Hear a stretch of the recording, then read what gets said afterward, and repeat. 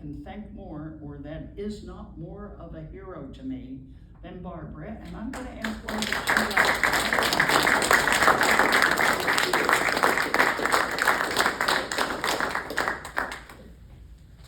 Oh, Lois. Yes. I have my tissue already.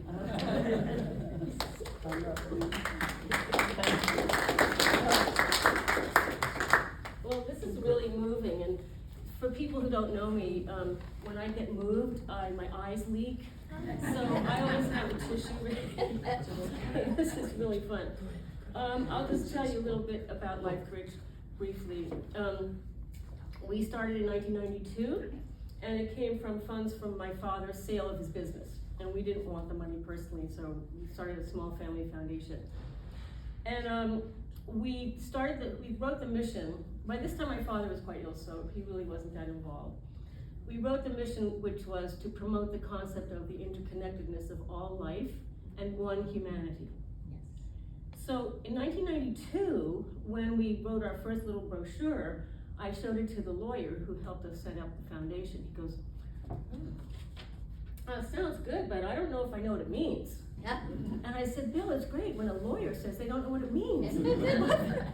So now 30 years later, we're really starting to talk about one humanity. There's one human race, one race. So I also want to say, congratulations to Lois for getting the Pathways to Peace Award. Yes. That's fantastic. Pathways to Peace founder, Avon Madison, my husband and I, Steve, worked with and knew very, very well for many, many years. And they're also grantees of LifeBridge Foundation, as is the Hague Appeal for Peace, which we went to. And you may have met Pauline Tanjora there, who's a Maori elder woman working for, do you remember her? Nuclear disarmament in New Zealand, the nuclear testing. Yes. And she was there as well. Yeah. And she's a hero of mine. And she eventually, Steve's from New Zealand, so I went to visit him in New Zealand. And we met with Pauline, with whom I have become friends. And she said, well, you know, I can marry people. We're like, oh, really? That's pretty thin. So as it turned out, I did go to New Zealand to get married just from immigration, it's easier. But there's so many cross currents here. I have to tell you where Lois and Dietrich came to the office of LifeBridge Foundation, which was a little one-bedroom apartment in Hell's Kitchen on the second floor. And so they're basically in the office/living room. And I remember this so vividly when we were talking, because Lois said, well, after I became widowed and I raised all my children, 6 children who were born within 12 years of each other, I thought to myself, how am I going to put my organizational skills to work in the rest of my life? What am I going to do?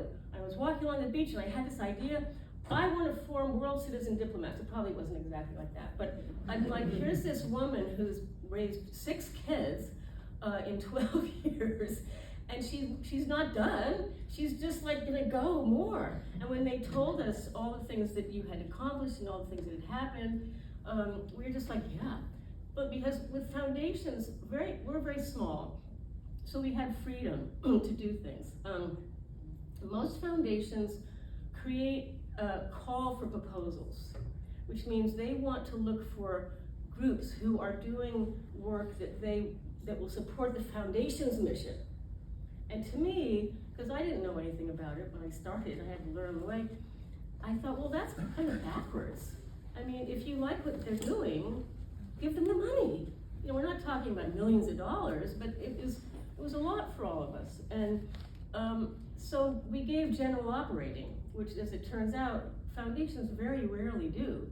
So all of our grantees were really grateful to be giving money that didn't have like, well, did you do this with it? Did you do this with it? We had all the criteria in place. We made sure everybody could do what they said they would do, and there was a follow through. But just give them the money and let them do it. You know, we don't have to tell people how to spend their money, which, anyway.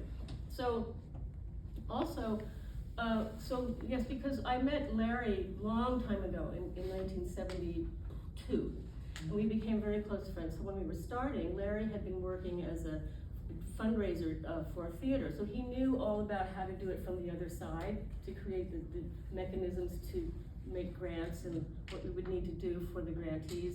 And Larry sadly passed away in November of 2020. So we miss him, and we were very close. And then about Princeton, my father went to Princeton. So when he died, he had set up an endowment for Princeton for the purpose of sending students abroad for study.